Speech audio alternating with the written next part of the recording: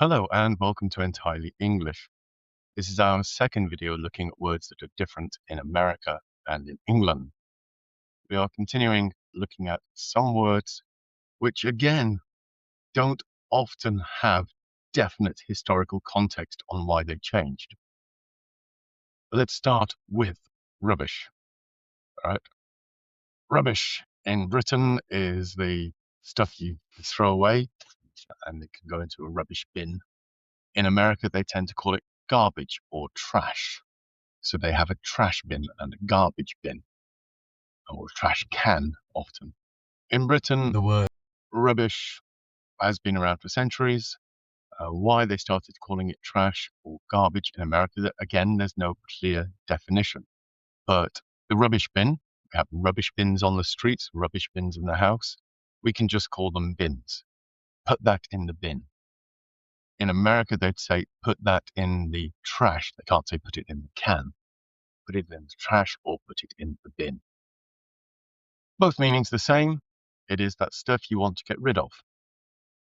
And connected to that, they have their trash cans, we have our rubbish bins, and in the home, we used to have dustbins. This is a picture of what they used to be like. Dustbin men would come and take them and empty them into the back of their lorries and take that away. Oh, my old man's a dustman. He wears a dustman's hat. He wears gold-blimey trousers and he lives in the council flat. He looks a proper nana in his great big hobnail boots. He's got such a job to pull them up, but he calls them daisy roots. They were called dust bins because this goes back a long time. A lot of rubbish 100, 200 years ago wasn't all of our packaging from food. It was things like the stuff you've swept off the floor, sweep it up and empty that into the bin. There was actually a lot of dust, and we had fires then rather than electric central heating or gas. So that created a lot of dust as well. You clean the chimney, put the stuff in the bin. So it was a dust bin, primarily for dust originally. Nowadays, you don't see dustbins very often. A lot of them have been changed into garden incinerators. Most places now have wheelie bins. Still bin. This helps the dustmen. They wheel them to their dustbin lorries and the mechanism lifts it and tips it out. In America, I believe they also have the wheelie bins. I'm not sure what they call them. I haven't heard it mentioned. But they have trash collection and garbage collection. So again, no clear evidence of why they changed that. Because you go back to Shakespeare's time, they had the people who collected rubbish back then, and it was called rubbish. So who knows? Our next word is lift. Now, you might be forgiven for thinking that lifts are a fairly modern invention, or elevators as they're called in America. The root of the word is correct, to elevate, to raise up, but there have been lifts in Britain and in ancient Egypt and Roman Empire for since those times. They were man-powered or animal-powered to raise things up, like the stones for their buildings. They didn't form human pyramids and pass the huge boulders up to each other.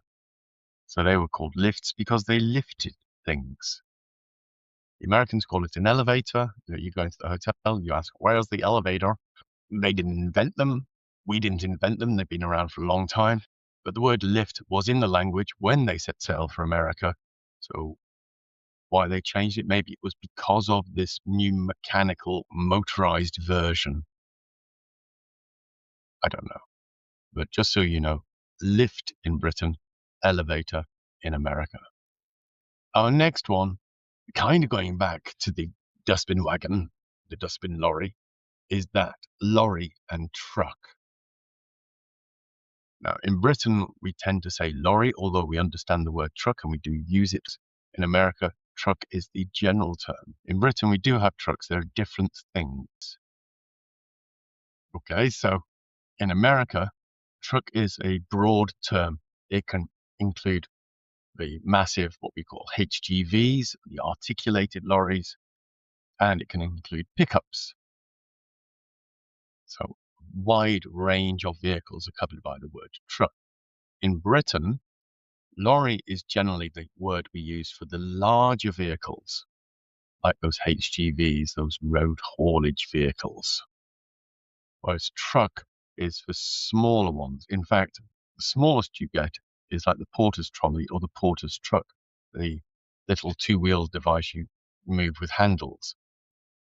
Originally, like at train stations, you would see the porter putting the suitcases on the truck and wheeling it out. So we use the word lorry particularly for the larger vehicles, the ones that are over 3.5 tons, and truck for smaller vehicles, vans, rigid body HGVs, that sort of thing. Lorry can be a general term, but we normally think of the really heavy goods vehicles. Truck for the smaller ones, right down to the porter's truck. In America, truck kind of covers all of them. Now, very quickly, while we're on the subject of vehicles, let's look at the parts of a car. And I'm not going to explain the differences, but I might explain some of the similarities. So here we have a car. At the front here, we have what the Americans call a hood. In Britain, we call it the bonnet. And there is that similarity. They are both things that cover your head, a hood and a bonnet. So perhaps that's where the origins come from. I've heard this said and really try to avoid believing this. People say, well, America invented the car, so we are entitled to name it. No. Look back at Mercedes and Benz. America invented the car production line. Big difference. It didn't invent the car. We have these differences in these words. I'm not going to say either is right or either is wrong. Just they are different. Make a note. So we have the bonnet at the back. The Americans have the trunk and we have the boot. I believe it's called the trunk because in the old days with those old like Model T Fords, they didn't have a storage space at the back. A trunk, like you would take on a sea voyage, would be strapped to it.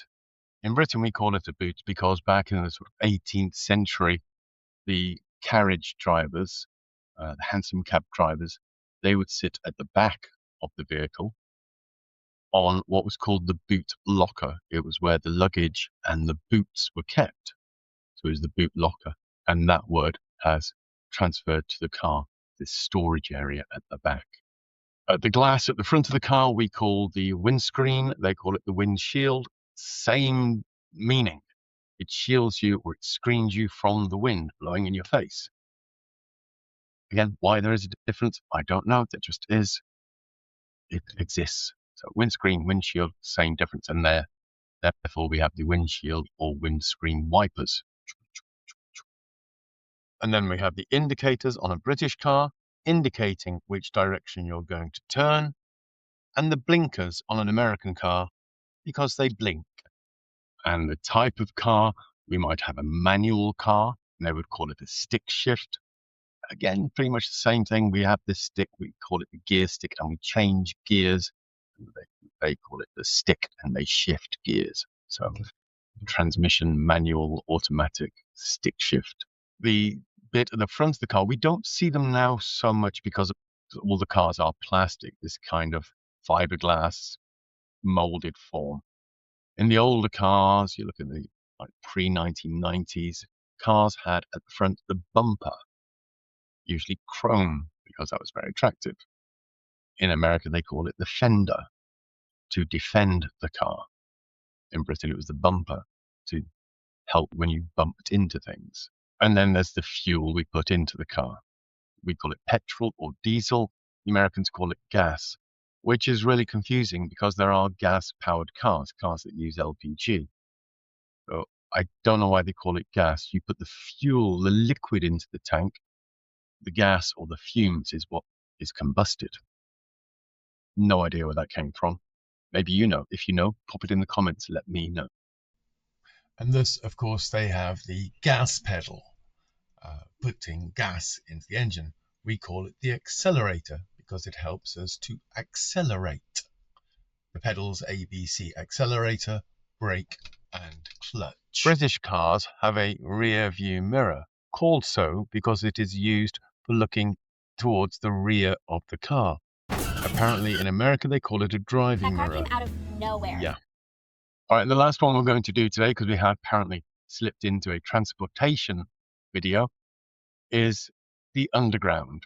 The London Underground, or the Tube, called the Tube because it is a tube, originally one tube that went around London. It is underground. It transports you underground. The Americans call it the subway. Come back to that in a moment. The London Underground is the oldest in the world. Have a look at the history of Isambard Kingdom Brunel. Aside from having a very strange name, he was also one of the leading engineers of the Victorian period. And if you don't know, the London Underground is the oldest. It was the first in the world. Be careful what you're told, because I had a Russian student who told me the Moscow Underground was the first in the world. That is really strange propaganda. But yeah. Subway. Now, subway, obviously, sub meaning below and way to travel is fine. But in Britain, a subway is like a path that goes under. When you have very wide roads, rather than making people cross through the traffic, there is often a subway, like a tunnel that goes underneath. So that's a subway in Britain. In America, it is the underground system. And in America, and apparently in Korea, I can judge from all the K-dramas I watch, it is also a sandwich shop. But subway, underground. Underground was the original. The tube is the sort of colloquial name for it. Subway in America, the metro in most of Europe. Don't know why, but those are the names. Be aware of them. I do have more on my list. If you can think of any that are different in America and Britain, or perhaps in Australia or Canada or one of the former colonies, pop it down in the comments and I'll have a look into it and see if I can find any reasons behind them. Thank you for joining me. Let me know what you think and come back for the next installments. Bye bye now.